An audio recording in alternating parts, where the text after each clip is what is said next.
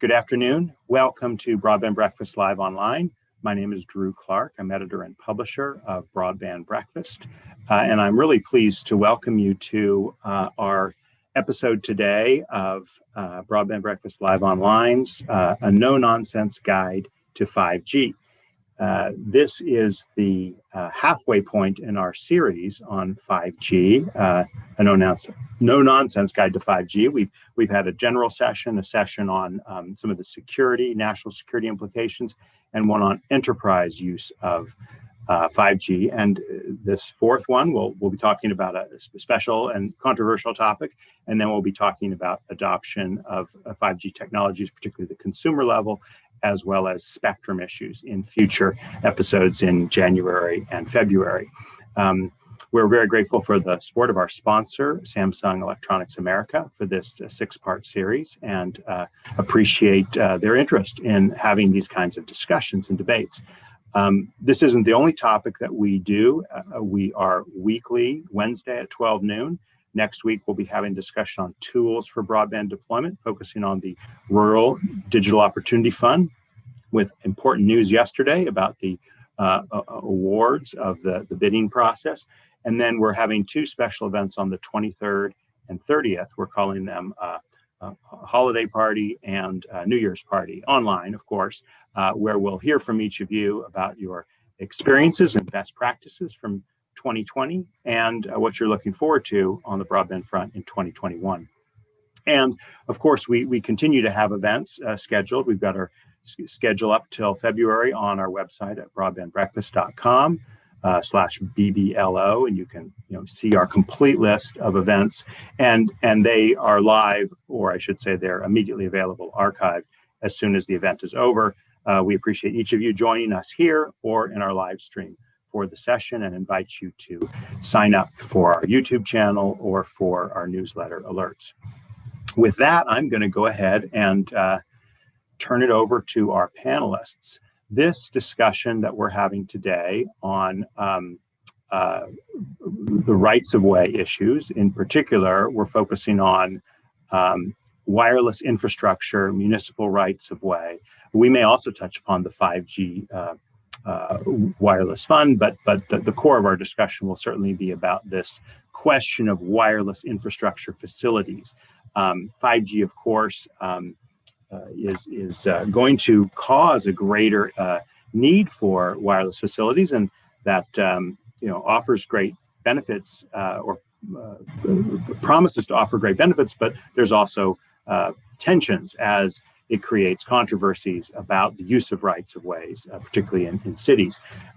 We're probably going to have more of a debate style format on this event than we've had in any of our previous sessions, and we've got exceptional people to do so. We're going to start off with John Howes, General Counsel or Counsel of Government Affairs for the Wireless Infrastructure Association. He'll be followed by Angelina Panettiere, who is Legislative Director for Technology and Communications at the National League of Cities. Next up will be Tim Vogel, Senior Managing Associate General Counsel at Verizon Wireless. And batting cleanup will be Jerry Lederer, who is a partner at Best & Krieger, a law firm that works on communications issues with municipalities and others. So with that, you can see all of their bios, their complete bios, on the page for this event. I know many of you are watching on our Zoom stream, but on their live stream or on the webpage, you can see them there. So finally, I just want to say, please hold your questions or go ahead and send them via the chat link on this or the other platforms. We will have plenty of time, half our discussion on that. But until then, I'm going to go ahead and turn it over to our four panelists. We will start with you, John. The floor is yours. Great. Thank you, Drew. And thank you for inviting me and WIA to be a part of this. You've been having some really great conversations over the past few months, so we're happy to be a part of it. And happy to be here also with Tim from one of our member companies, Angelina, who I've gotten to know pretty well this year, and Jerry. And as we were discussing before, Jerry and I went to Jesuit high schools. So if we lapse into Latin, mea culpa. But anyway, happy to be here with you. And as you set it up, this is a pretty big week for telecom, actually. There's the announcement on Monday about the RDOF. So the Rural Digital Opportunity Fund, that was an auction where there were 180 winners for an allocation of $9.2 billion to be distributed over 10 years. There were a lot of different providers who participated in this auction. And what this means is that these bidders won funding to deploy high-speed broadband to over 5.2 million unserved homes and businesses. And that's about 99% of the locations available in the auction.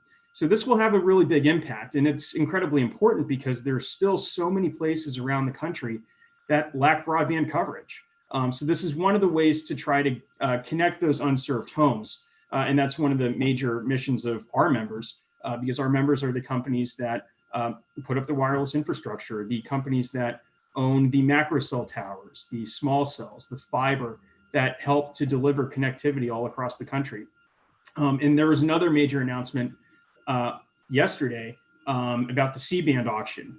So I don't know if Tim wants to talk a little bit more about that. But this is really important for 5G, for connectivity around the United States, because this is an important swath of spectrum, about 280 megahertz, that license for which were auctioned off by the FCC. It's already yielded more than $1 billion in bids. So what that means is that carriers like Tim's company will be able to use these bands of spectrum to deliver better service. Mid-band spectrum is in the middle, so it has a lot of the properties that are good from low-band spectrum, so it can cover pretty good distances. In high-band spectrum, and high-band spectrum is particularly good for carrying lots of data. So mid-band kind of has the best of both worlds there. So we're really happy that this is going forward, provides new opportunities for our member companies to provide connectivity.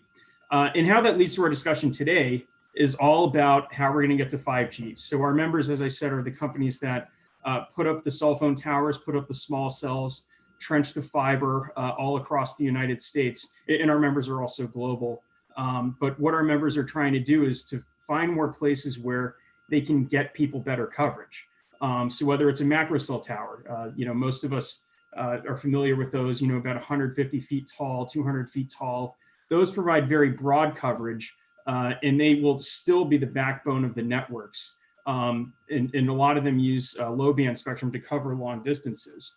But more and more what we're seeing, especially as we get to using additional bands like the mid-band spectrum and the C-band and high-band spectrum, is that the higher you go up in utilizing spectrum to deliver connectivity, the smaller the antennas will be, and then also the smaller the areas that they can cover. So they can take a lot of data, but the coverage isn't quite as big. So that's why you need more small cells to kind of fill in those gaps such as they are. Now, where do you put those small cells? In many cases, our members across the country are putting them in areas where there are denser populations. So if you're putting these in denser populations, often cities, suburban areas where there's a lot of foot traffic, our members are putting up small cells to provide that better coverage. So we often work, or we have to work with our local partners and state and local governments to get that done, because the placement of those small cells and of towers in general are, you have to comply with different local laws. So I'll provide sort of a brief overview of what's been happening over the past few years, then we can dive in more. I know Jerry has some opinions as well. But what has happened over the past few years is that the current FCC, led by Chairman Pai, took a look at the FCC's authority in some of these areas over the placement of macro cell towers, small cells, and the like. And the FCC took a look at how those, whether there were certain conflicts in local areas, how these laws are working, how the local codes are working, and whether there could be anything done at the federal level to update them. A major part of this is because, even though it seems like a slogan, there is a race to 5G out there. It's critically important that the United States leads the way in the deployment of 5G technologies, because it's important for our businesses, it's important for companies, and it's important for consumers to have next generation connectivity.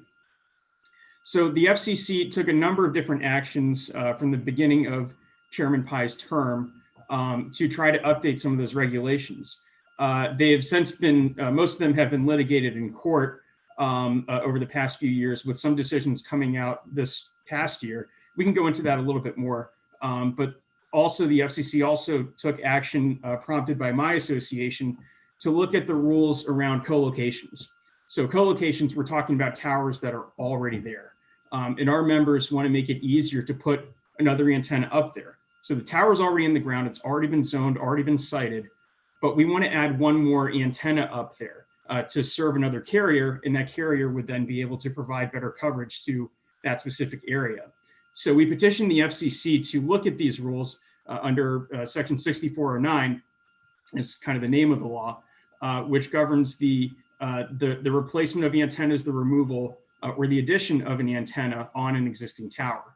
So the right. FCC, you have 30 seconds. Okay, got it. So the FCC took a look at that.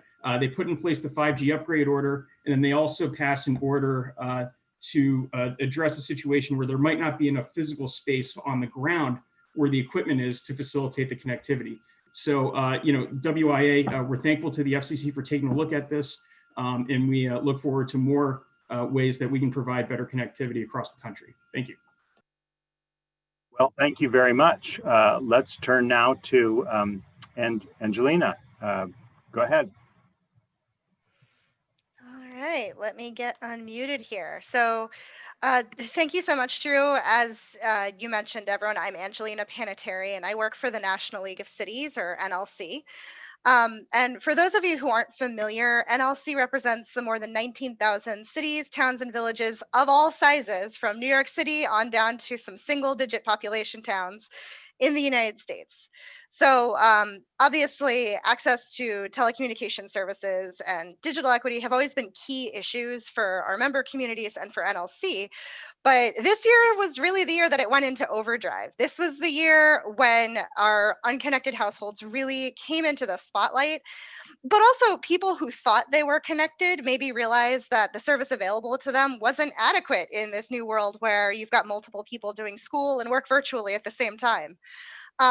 But I think, unfortunately, the consequences of our collective failure as a nation to ensure that we have equitable infrastructure development and affordable access to everybody really wound up falling largely on the shoulders of local leaders. And we've seen some incredible innovation under extraordinary circumstances. Our cities and our counties and our school districts have really moved mountains and shaken all of the change out of their couch cushions and hustled for donations and partnered with their ISPs to get laptops and mobile hotspots and subsidized broadband subscriptions in home out to their students and their families so that they have that lifeline during either ongoing or recurring stay-at-home periods. But I think the important thing to keep in mind is that all of that innovation is, while great and really commendable, is a band-aid on this enormous wound. It's not enough, and I think we're nearing the limits of those solutions. And at the same time, these communities are all facing a faster and deeper cratering of local budgets than we've seen since the Great Depression. And Jerry will back me up on this. We've both had to reschedule and postpone countless events and conversations and meetings with local leaders because so many city halls are closed on Fridays now to save money. And next year, without substantial federal aid, we're going to see this hollowing out of the local public sector workforce that will take a decade or more to recover from. So I kind of questioned the fundamental basis of this conversation a bit, because I don't think that the issue with 5G deployment here is local governments not doing enough to speed infrastructure deployment. There's nothing they want more. And if anything, I think a lot of the innovations that were accelerated this year because of the pandemic have smoothed those processes even more. Because any community that was thinking about like developing self-service online portals for document or application submission, they put the gas pedal on those plans. And cities have done an incredible job of leveraging technology and working with their providers to handle things like remote and socially distanced inspections. And, did we see some disruptions at the start of the pandemic as whole city departments were shifting to 100% remote work overnight? Absolutely, but so did every other sector of society. And our cities have really worked hard to ensure that those critical safety services were uninterrupted, that nutrition programs for unemployed residents were rolled out, and that public engagement was able to continue with fully or partially virtual meetings. So I think the context here to keep in mind is that 5G is a tool here. It's not a silver bullet for all these problems. We still, I know it's obvious, but I feel it's important to restate. We have to invest in fiber to the premises as much as we can. We have to invest in middle mile fiber to support mobile networks. But moving on to the larger question of how cities can best position themselves for the adoption and rollout of 5G and the development of all this new network infrastructure, I think we have been seeing some really great movements in that direction. The cities that I work with who seem to be in the best position here are the ones who've spent some time proactively thinking internally and engaging their residents around issues like streetscape design, like technology implementation, and digital equity. And, sometimes those involve different groups of stakeholders, but they're both really important. So, for example, cities like San Jose, who have undergone some serious planning around digital equity, they were among the ones who were best positioned to respond to their needs of the communities during the pandemic and to engage with providers. So, those cities have a better understanding of where the need is greatest and what's causing it. Is the digital divide in their community being driven by insufficient or absent infrastructure? Is the issue actually that residents can't afford in-home fixed broadband connections? Is the issue that there's not enough technological literacy to support device use and safe online activity? Or is there some kind of combination of these and other factors? And those cities had a better handle on what emergency responses they needed to engage in quickly this year. And they're also better positioned to walk into a negotiation over a master license agreement with a provider. They know what their residents need, they know what their highest priorities are in any negotiation. Whether that's things like ensuring that certain services are provided equitably, whether that means making sure that certain locations are prioritized because they have a history of digital redlining, or being savvy about what kinds of public private partnerships or pilot programs will actually benefit the community if a provider is offering them. And in the case of San Jose, they've actually been able to convert part of their siting process's revenue stream directly into digital equity support for those residents. That's something that FCC order was intended to subvert. But, essentially, if cities are in a position to negotiate with providers, they need to prep themselves to do that. On the other side of that coin, cities that have spent some time proactively thinking about and talking to their residents about how their city's streets should look now and in the future, how they should operate, what kinds of technology are important to the city. Those cities are better positioned to handle some of these logistical and procedural aspects of the siting process. And I think most people who've engaged with the process would tell you that the worst time to be having a first conversation about small cells and small cell siting is after an application has already been submitted. So at this point, some of the bigger cities have had a chance to lead the way and try out different processes, different pole form factors, different application technologies, and think through how to integrate new telecommunications technology and infrastructure into the streetscape, and ideally to serve multiple purposes for the community and for residents, and work with those residents to address their concerns about things like safety and curb appeal. And those conversations feed into the siting processes and things like application design, aesthetic requirements for proposed new poles. So NLC and many of our communities are working hard within the legal system, and I'm sure Jerry will talk more about this, to overturn the FCC's preemption orders. But even if and when we are successful, and I do hope that we will be, I think these general principles of having these proactive conversations are really important.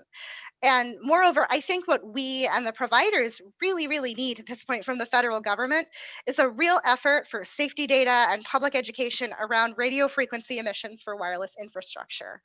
I know there are some tentative plans to have a volunteer intergovernmental group at the FCC handle some of these resources, but honestly, the conspiracy theories and panic that we've seen this year around 5G have gone into absolute overdrive.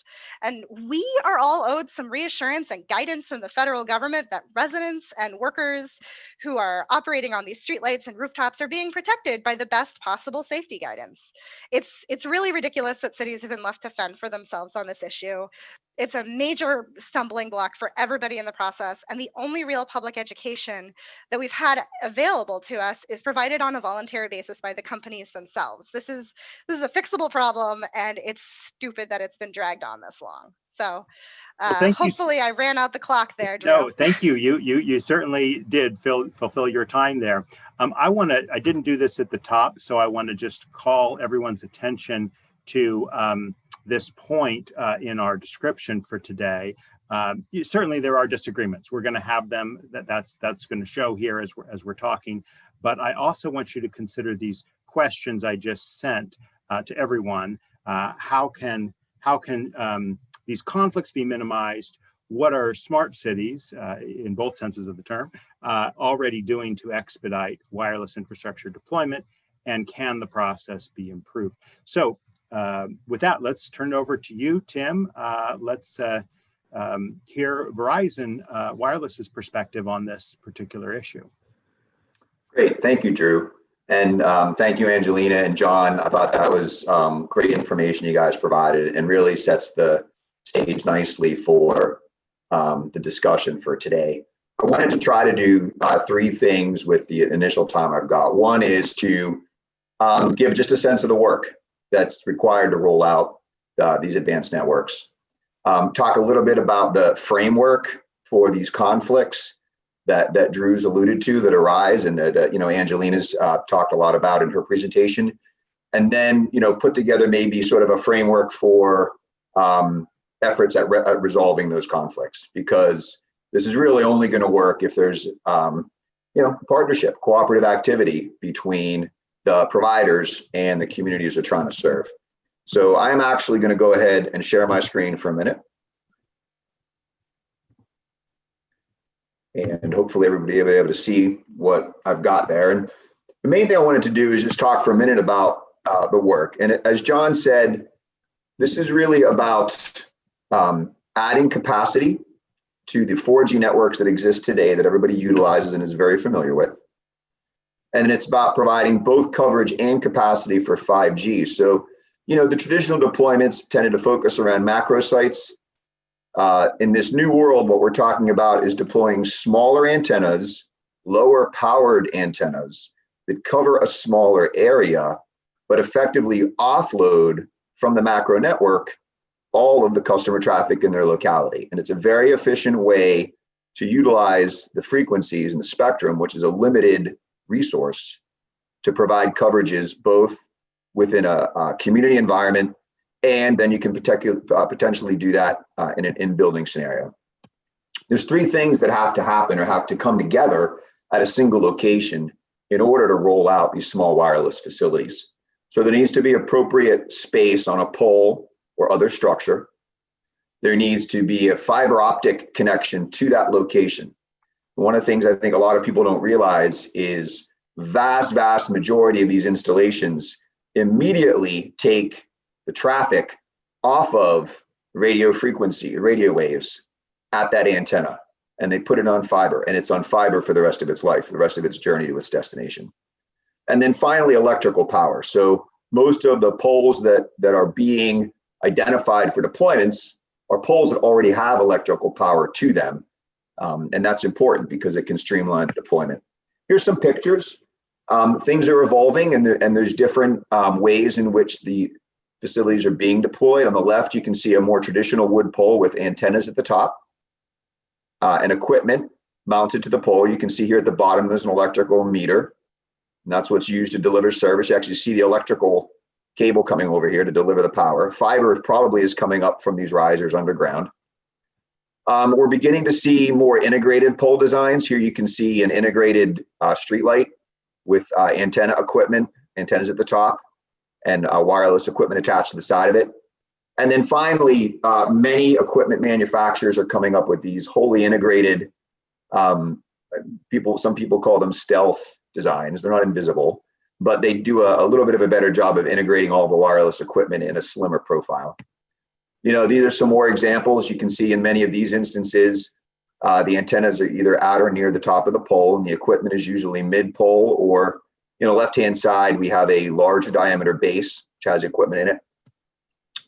A few other examples of installations. You can see this is an area with existing aerial infrastructure for electrical power and cable TV and telephone.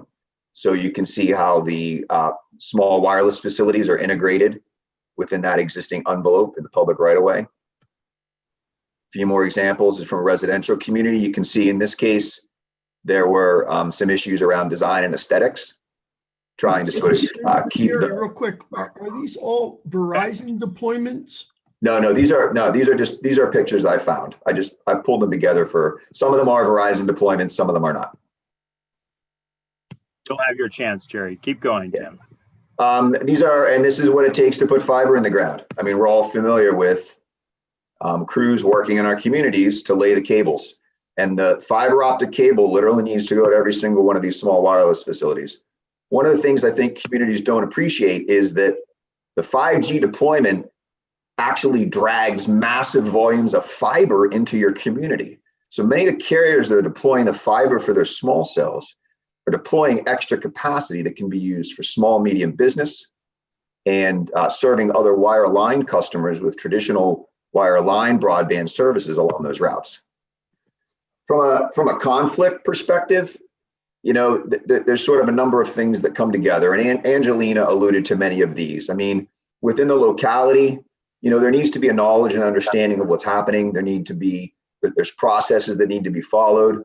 Locality actually has to manage the infrastructure, the poles, right of way, and then there's financial concerns around that. The residents of the community, they want the services. They want to be able to use those mobile devices for learning, for education, for communication, for using applications, but they want to make sure that it's safe. They want to make sure their health and safety concerns are addressed. They want to understand what the impacts are from an aesthetic perspective. In the residential communities, we're seeing concerns about property values. And then from a service provider perspective, the service providers are, again, it's a race to 5G. That's important from the perspective of the nation that has the most advanced and leading edge 5G networks is where all of the innovation will take place. And it's where the money will flow to the startups, not only for networking technologies, but for other business applications, new businesses that can be run on top of those networks. It was very critically important, not only from a supply chain perspective, but from a local economy perspective, that we try to outfit the United States as best we can with the state-of-the-art communication capabilities. Service providers obviously have concerns around timing, cost, and scalability. And scalability goes to, can I replicate these processes efficiently across jurisdictions? So when we look at a market, we look at Phoenix. We don't just see Phoenix. We see Avondale, we see Scottsdale, we see Tempe, we see Paradise Valley, we see the 26 localities that are surrounding Phoenix. We see that greater Phoenix metropolitan area. And to have to come up with different processes in each of those 26 and to pay different fees in each of the 26 and to provide different requirements in each of the 26, it slows it down and it ultimately drives investment of those capital dollars elsewhere to other communities, to other states. In terms of a path forward, I think, just big picture, Angelina alluded to it. It's aligning the expectations and the understanding. What is it the carriers are hoping to achieve? What are the concerns a community has for this level of investment and this activity? It's then, once there's an understanding around that, it's really focusing on improving the existing processes. There's been a tremendous amount of progress this year, particularly in light of COVID, and there's a tremendous amount of opportunity to continue to build on that. And then finally, it's about having that feedback loop to address the concerns. What happens if things go wrong? What happens if it doesn't work out as folks expected? Can we adjust on the fly in a mutually agreeable way to continue to make progress? Well, awesome. Thank you so much, Tim, and appreciate your bringing us into this conversation with some illustrations to have some good discussion there. Let's turn it now to Jerry for your final 7 minutes, and then we'll have a robust discussion from there. So, Jerry, over to you. Sure, thanks. And happy holidays, everyone. Like many of the other folks out there, this is an official pandemic beard. And I figure with this season, I don't often get to misbehave on presentations to use this persona, but I thought that maybe I would split my list of issues into naughty and nice. How's that sound? And to start with the nice list, I thought Tim and Angelina and John were awesome. I hate now that I'm trying to compete with those. Those were terrific presentations. But let me talk about the, and also on the nice list, I think all too often this issue is viewed as adversarial, i.e., at least in terms of goals. If you look at the policy of the National League of Cities, the Conference of Mayors, the National Association of Counties, all of them make very perfectly clear that it is their intent that their citizens have access to the most robust and best technologies in the world. Tim's right, John's right. We all want to win the race to 5G. Maybe the difference is not all of us are willing to push all the chips into the table to win, and maybe we want everybody to be able to benefit from it, not just some. But let me go now to my naughty list. And the naughty list has really got one simple message. It would be nice if the industry would tell the truth. You know, for instance, size. Small cells are not small. Stop going to state legislatures and city councils with a little box and say, this is the small cell, and forget about the 28 to 38 cubic feet that have to go somewhere else, right? Please tell the truth on that. Again, we all understand it. They have to go somewhere. Tim showed you some of the terrific designs that people are coming up with because they're understanding that their size. The other thing that Tim said, and Tim, I love you for this. You know, one of my pat lines is that wireless technology is anything but wireless. Every wireless device out there is connected to two wires, a power wire and a telecom wire, and you did a wonderful job of illustrating that. So make sure people talk about that. You know, I need to understand why it is that in the state laws that you all have pushed hard for, you know, you can't even live with the 28 cubic foot definition. You have 28 plus because all the wiring and things are outside of the definition. So again, it would be nice to have a little bit of truth. It also would be terrific to have some truth about the level that local governments are putting forward to address these issues. And here, I want to applaud John and WIA and Commissioner Adelstein. At the beginning of the pandemic, I think the industry was justifiably worried about how they were going to have their permits addressed while cities were closed down. And there was a list of a couple hundred localities that folks were worried about. And when we all worked together, Angelina put together a group with the NLC and the Conference of Mayors and NATOA, we found that very few of those folks, their front door wasn't open, but their online access was. And when all was said and done, to WIA's credit, they shared that information with the FCC and made it very clear. And again, so telling the truth, that helps, right? Because Angelina and I love doing programs with John because we know John will tell the truth about what the effort is, and that helps.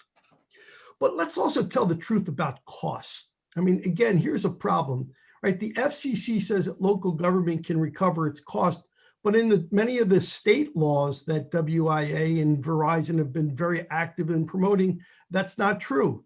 There are fixed amounts with respect to the cost.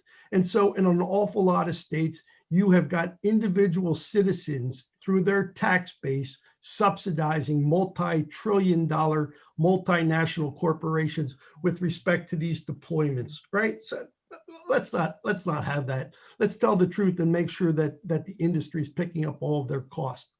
You know, the other thing is, let's stop the fib that somehow 5G is going to address the digital divide.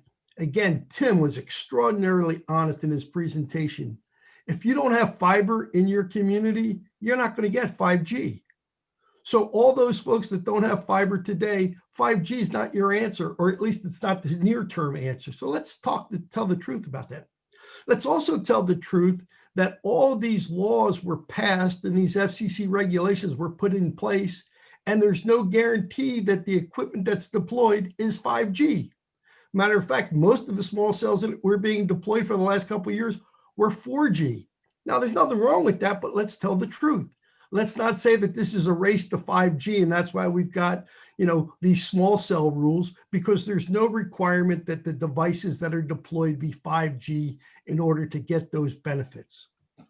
You know, and then finally, let's build out, Drew wants us to talk about what smart cities are doing and how people can be more cooperative. Let's build the things the way that we say that we're going to when they're permitted.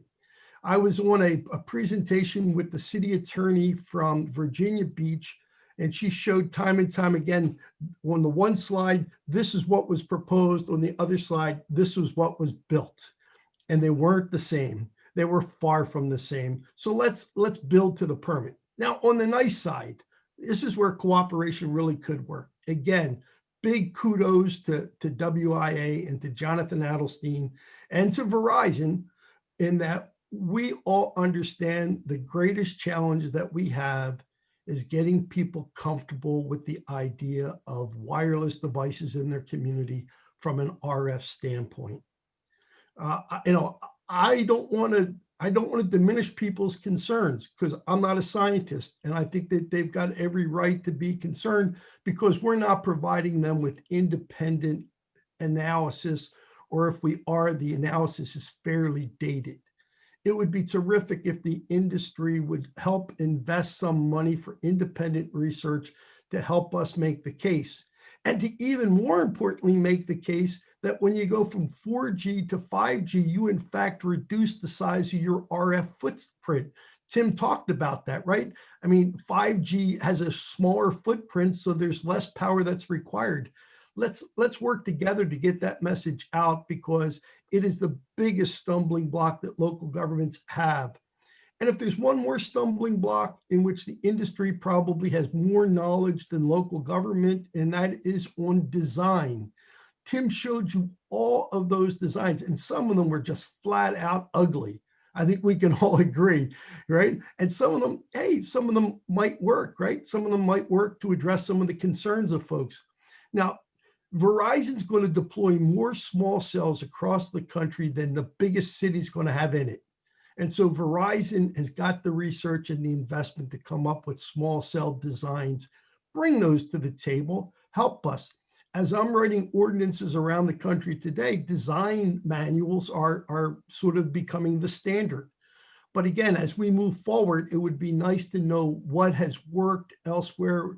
We don't mind if it's cost effective. We're looking for the community to be able to feel like we've represented their interest.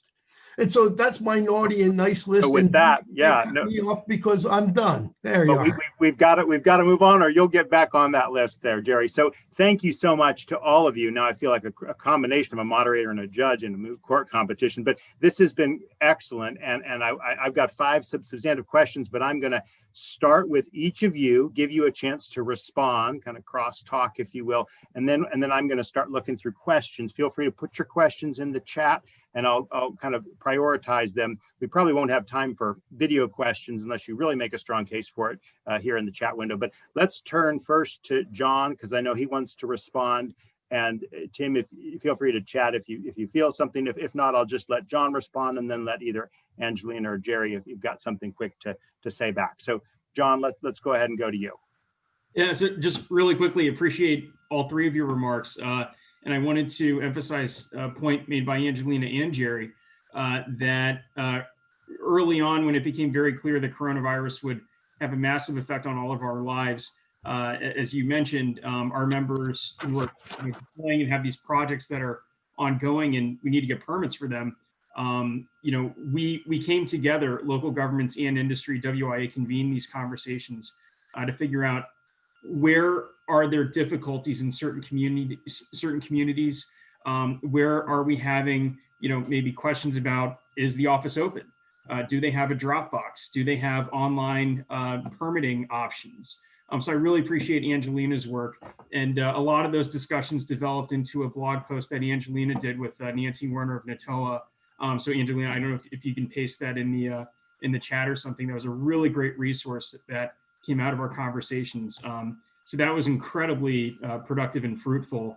And I hope that we can continue those conversations and that we can also continue the conversations about RF because it's something that we're very aware of as industry. We all need to do a better job of explaining the technology and that there is no evidence whatsoever that 5G causes cancer, no evidence whatsoever that 5G caused coronavirus. There are these rampant conspiracy theories out there. And being a former intern in congressional district offices, I used to field phone calls from constituents concerned about various different issues. But I understand certainly from my friends who work in district offices and in local government that they're getting a lot of these questions, and constituents are rightly concerned, but there's a lot of misinformation out there. So I think, we as industry and working with our partners in local government, we all need to do a better job of getting the right information out there. Let me jump in again. Feel free to signal me in the chat window if you've got something to say particularly. But I wanted to pick up on the point both Tim and Jerry made about what is the trend from macro cells to small cells all about, and how connected is it to the move to 5G, right? So Tim, you kind of talked about the 4G versus 5G, but of course it's not a kind of a clear case, and DAS, distributed antenna systems, and small cells have been around obviously before 5G. So just let's break that down a little bit. Is 5G attributable, and what is just kind of a part of evolution of technology generally? So Tim, and then Jerry, if you want to reply to that. Well, I mean, what I would say is you've got the evolution of networks generally. So with respect to 4G technology, which provides incredible bandwidth and connectivity possibilities. In fact, it's what we're all using right now. So if you're on a mobile hotspot, or if you're doing digital learning from home right now over a wireless connection, it's 4G. I mean, the 5G phones just came out. So what you've got from that perspective is an evolution driven by the network. So the macro site has a certain coverage. It begins to get saturated as people use it. If I deploy some small cells within that coverage under that umbrella, the devices closest to the small cells will automatically connect to the small cells. And so their traffic comes off of the macro cell. And then you can think of 5G as being an evolution in the standard or the technology. So, 1G brought us voice, 2G brought us text, 3G brought you things like email on your BlackBerry, and 4G brought you streaming video, and 5G has other advancements in digital signal processing, et cetera, protocols for wireless communications that will make new applications possible. 5G could be delivered with big fat towers and low frequency spectrum covering massive areas from macro sites. In fact, many of the carriers' 5G deployments, particularly in what's called sort of a nationwide environment, are piggybacking on their existing macro footprint, and they're adding 5G antennas to the 4G tower.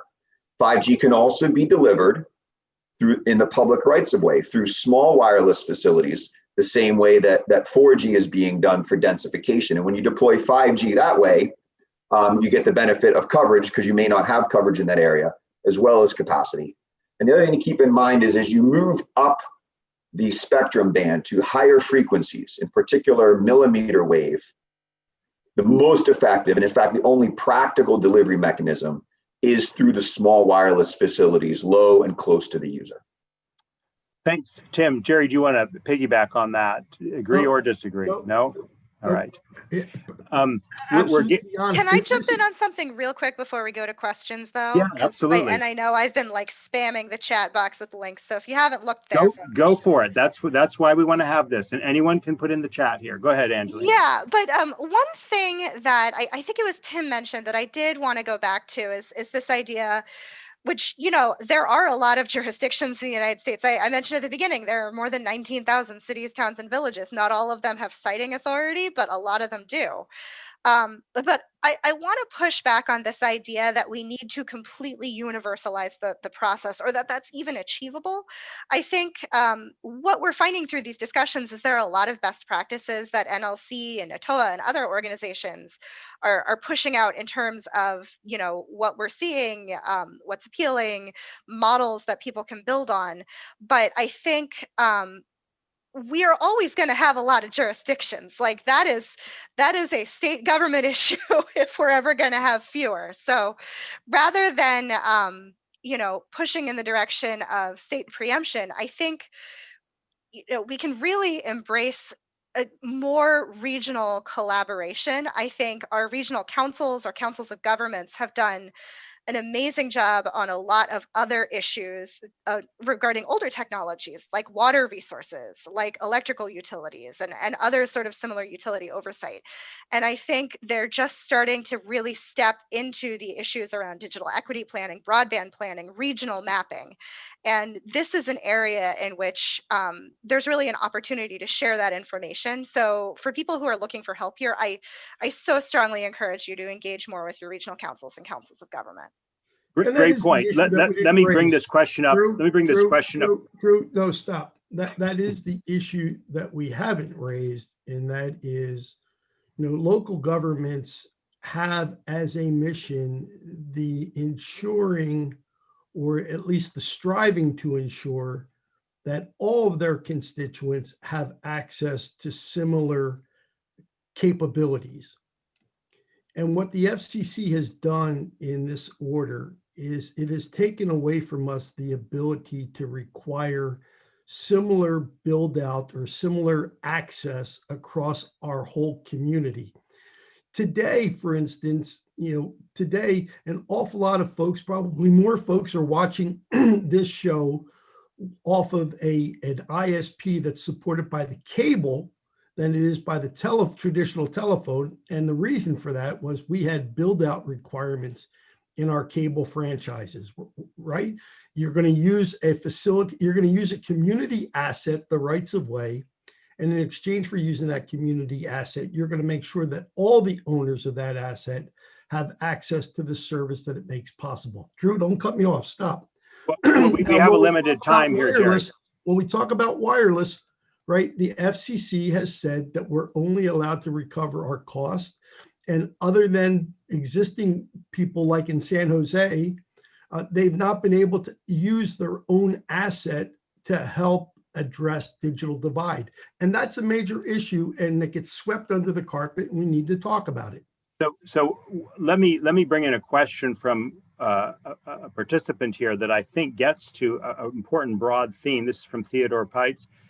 Will there be cooperation among carriers in the race to connect, or is it winner take all? In light of scarce public resources, the density and power requirements of 5G, can the open access model of sharing of the sharing economy happen, or is a different model envisioned? I'll just ask that one straight out. As Tim was mentioning, poles need to be, fiber and electricity enabled. Talk a little bit, if you don't mind, Tim and John, and as well as the others, about what kinds of sharing goes on in this wireless infrastructure space. Sure, I'll offer a few thoughts. There is a lot of basic infrastructure that could be potentially suitable for sharing, whether it's conduit. There are pole designs that accommodate equipment of multiple carriers. That said, each carrier has its own frequency allocation. It's exclusive to it in that given market, and will be deploying its own network facilities to achieve its goals for the coverage and services and the capacity and the performance that it wants to deliver in that market. John, do you want to react to that or supplement that? Yeah, absolutely. Sharing is an important part of the business model for wireless infrastructure companies. We own the towers, the poles, and it is just more economical to have different carriers on there. And it's helpful to different carriers to be on the pole that already exists, because the pole owner has found that spot of land where it can provide the best coverage, or where the carriers can provide the best coverage. So sharing is very important in that aspect. It's an important part of the business model.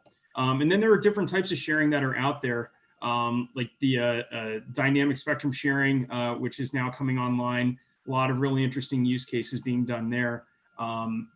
So that's certainly a part of it, but we also appreciate our carrier members and what they do, because they're, again, given licenses by the FCC for specific spectrum bands.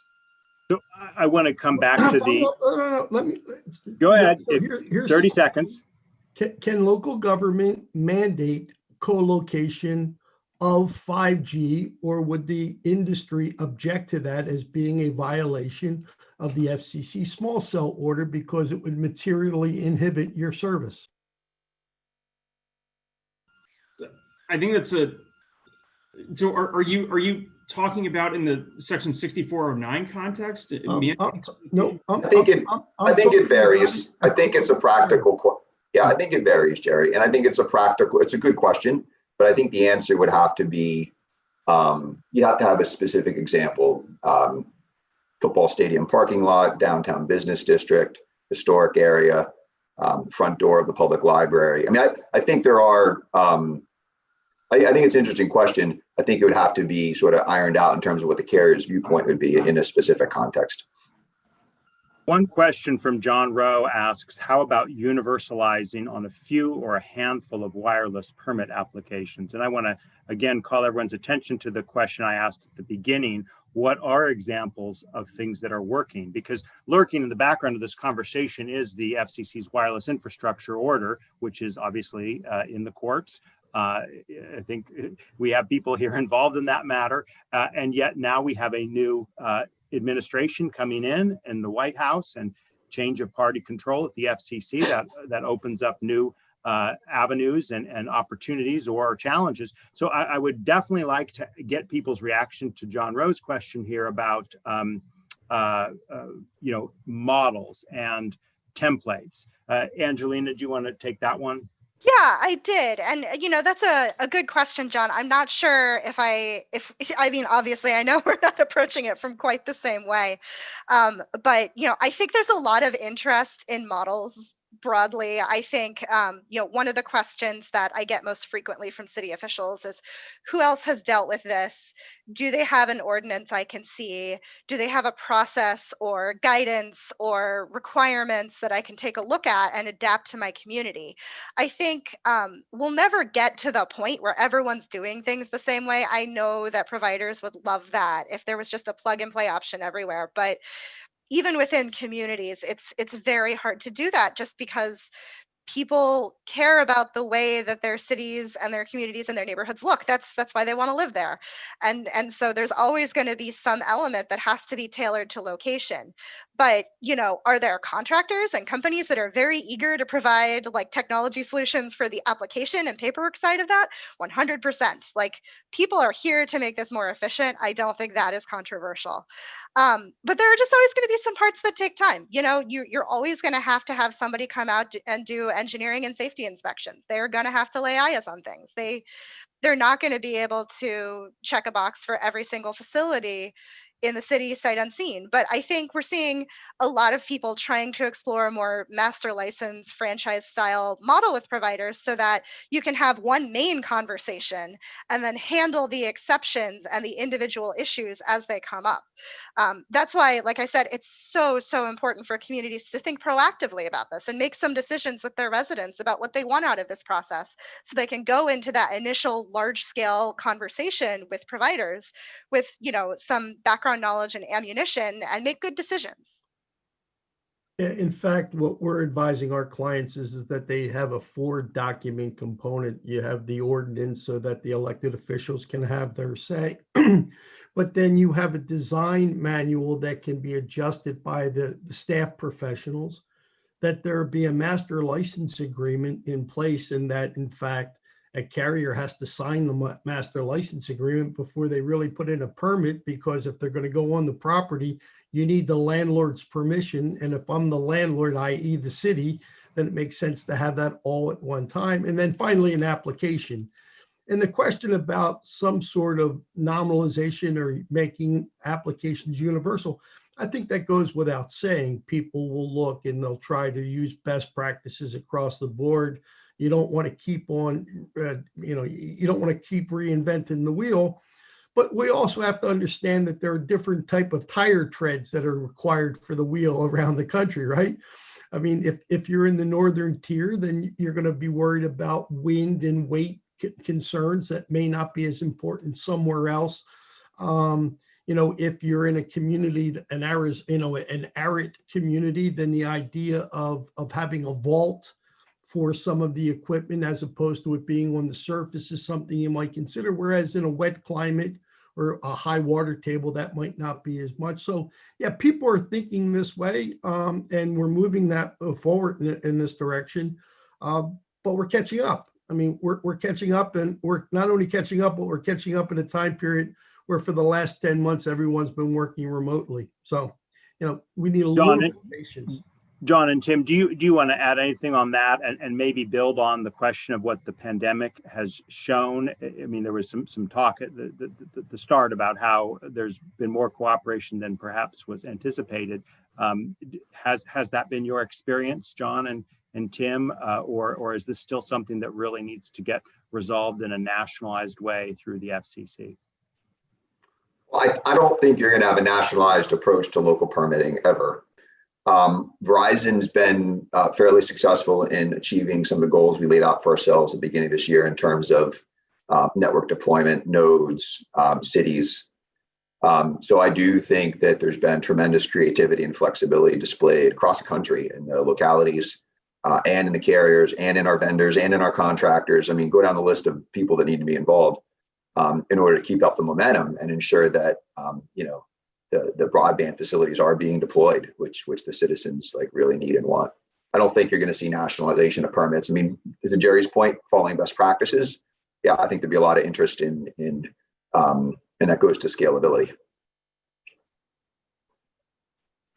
We've got some more questions here.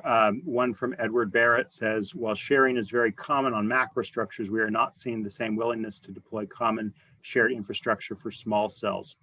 Most carriers appear to be unwilling to share space in a common smart pole. Any thoughts on whether convergence will happen in the future? John Howes, do you want to take that one? Yeah, well, there are different technologies out there. There are different facilities that are provided by different companies. So, it really varies. There are lots of different solutions out there. In some cases, in building systems, indoor DAS do have similar opportunities. But really with anything, the technology is moving forward, and our members are doing everything that they can to put the best stuff out there, so that way all of us can have the best connections possible. From Gary Resnick, we have this question. If a city is interested in installing a new design of light poles for beautification efforts, how do you suggest we get the industry on board to use these poles for their facilities? There's lots of interest in constructing small cells. Let me offer that one to Angelina and Jerry first. Yeah, I mean, I think we're running into the same problem we have with those smart poles, which is that cities and providers are coming at this process with two different goals. The cities are looking to deploy sensor technologies, they're looking to deploy ornamental light poles, and the providers are looking to build out a network and to concede some of the aesthetic or design points to the city. And so this is one of the reasons that I think it's so important to maintain the authority of the city, because cities and regional councils, like I said, have the potential to become good conveners there and to work to bring, maybe it's smart tech providers, maybe it's ornamental light pole designers, maybe it's the providers together on these design libraries and on the pole designs that will actually meet the needs of everybody in question without completely cluttering up a sidewalk to the point where the city is being sued under ADA grounds for accessibility. Which is a real concern with the amount of equipment that needs to get deployed. But, I don't have a good answer. I don't think we've figured out the solution. And I am really concerned that the ultimate answer here is going to be that, as was the case with earlier iterations of mobile networks, maybe Verizon has this city and maybe T-Mobile has this other city and AT&T has this third city, because there's just not enough room to get everyone in adequately unless we come to some kind of solution on sharing. The important point, and by the way, everyone should know that the questioner is Mayor Gary Resnick, the chair of the NLC's, or the former chair of the NLC's program, and a great telecom lawyer himself. So I hope we can do justice to his question. The first thing is that to recognize that the Ninth Circuit did reject the FCC's requirement that we treat telecom or small cell providers in the rights of way in an identical manner to the way we treat all rights of way occupants. The Ninth Circuit said, no. Congress made it very clear that local government did have the right to control how things are deployed, but they left standing the FCC's requirement that the rules be in writing, right? So you have to have the rules, you have to have an ordinance, you have to have some sort of guidance, and two, that they be reasonable. So people have to act. We can't just sit back. We have to affirmatively act to protect ourselves. But one of the things that we're seeing is that with respect to replacement poles, that they mirror what you have there, you have in place. The cost is borne by the carrier, and the carriers to dedicate the pole back. And we're really confused at the local government level, and I hope the WIA and Verizon and the other carriers can help us out, because we thought at times that an awful lot of these new poles that can support multiple providers would be the way to go to, as Angelina said, address the issue of scarcity, right? We don't want picket fences for our streets, right? We don't want a pole every 10 feet. So we thought that these new poles that could support multiple providers would be the way to go. And therefore the Extonets and the American Towers and all the other folks that wanted to put those poles out there, we thought that they were going to be our natural ally. But now it turns around that, a number of those have been installed and the carriers aren't joining in. And so we're trying to figure out, well, geez, how do we move forward and address the need to get this stuff deployed, but do it in a way that doesn't ruin the look of streetscapes where we've spent an awful lot of money for economic development on the look. We could use help. Tim, do you want to respond to that question? Sure, just briefly. I think the best thing, if there's a municipality that's got a particular beautification project or a pole design they like, reach out to the carriers. You're likely already in discussions or dialogue with the carriers they're deploying in your city. And in our experience, at least on the Verizon side, we try to work very closely. Obviously it's got to meet the carrier's need. It's got to be able to hold the facilities. It's got to be able to, be installed. It's got to be, a reasonable cost alternative with respect to other options. There's a wide range of pole designs out there, and there's a lot of opportunity, I think. All right, we're going to go ahead and give it a wrap. I'm going to give 60 seconds to each of you. We'll go in the same order we started with. And I'd particularly like you to address the future, not just of technology, but of the incoming administration and the FCC and how things will fare on all these controversies we've discussed. John. Yeah, absolutely. Well, first off, thanks. This has been a great discussion, and hope that we can keep it going. Our members work closely with the thousands, as Angelina said, 19,000 local, city, and county governments and state governments across the country to ensure that their citizens can benefit from connectivity. It's become even more apparent now, being connected to family, applying for jobs. One thing that I'd like to highlight in these last few minutes, something that we hope to work with the next administration on, is a workforce issue. We have an apprenticeship program to train people for careers in the wireless industry. We do have a grant for our program from the Department of Labor. It's called the Telecommunications Industry Registered Apprenticeship Program. These are good paying jobs. These will help a lot of people who are currently out of work find new careers. And it's not just tower climbers, that's the most apparent one, but people who can be RF engineers, people who can do site acquisition, financing for these land deals. So again, just really appreciate the time. Hope that we can get some funding for this program in the next COVID relief bill. Hope that we can work with the next administration on this too. All right, thanks very much. Angelina, your 60 seconds are up. All right. So I would build on what John said and focus on our hopes for next year and the next administration. We're really focused on equity as an organization.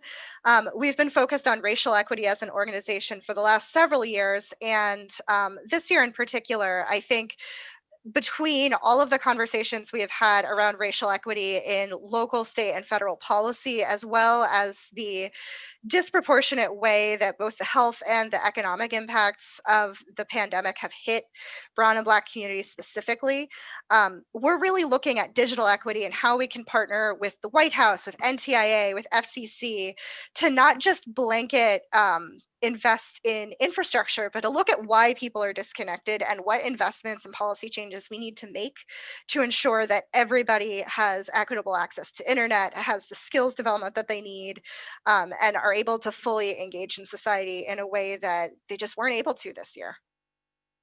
Thanks very much, Angelina, and thank you for making time to be part of this discussion. All right, Tim, your turn. Yeah, first of all, thanks, Drew, for bringing everybody together. I mean, this was quite a spirited discussion. There's so much that was unsaid that I mean, we could fill, I think, hours. And I do appreciate John and Angelina and Jerry for their perspectives on it.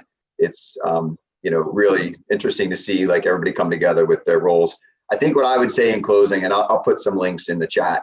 I think the providers, ultimately, we're trying to serve our customers, and we don't serve them if we disrupt their communities, and if we make their lives miserable, and if we reduce their property values, and if we give them all diseases. I mean, we're here to serve our customers, and we're here to do that in a way that's cooperative, that everybody's comfortable with, and that can match the needs of the community and the desires the community has, really with the realities of the business, which is a scalable, efficient, cost-effective deployment of a technology that I think everybody can benefit from. Thank you so much, Tim, and it's great to get your perspectives on this important discussion. Jerry, you have 60 seconds until I turn your mute button on. Good luck. No, it's been a lot of fun. One of the real problems is when the industry's smart enough to put nice, pleasant, honest, and personable people like John and Tim up, because it makes it hard to fight with them. It's hard to pick a fight with a nice guy.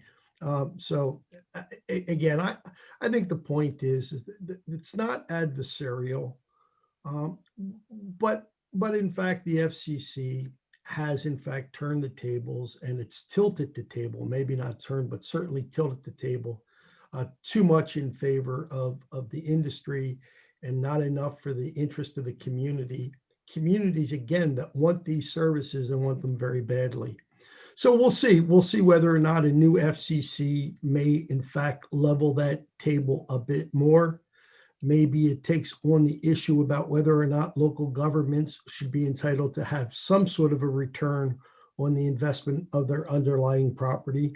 It's interesting that federal law says that local governments are limited to the recovery of cost, but if the industry wants to use federal property, they have to pay market value.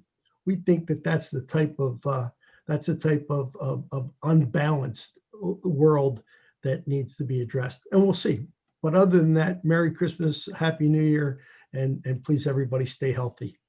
Well, thank you so much to each of you, John, Angelina, Tim, and Jerry, for being part of this exciting discussion, spirited, as was said. We'll be back again next week at 12 noon Eastern time for Broadband Breakfast Live Online. Our discussion next week will be on tools for broadband deployment, the Rural Digital Opportunity Fund. We invite you to come back every week, a Wednesday, and check out our program at broadbandbreakfast.com. I'm Drew Clark, and want to thank our sponsor, Samsung Electronics America, for making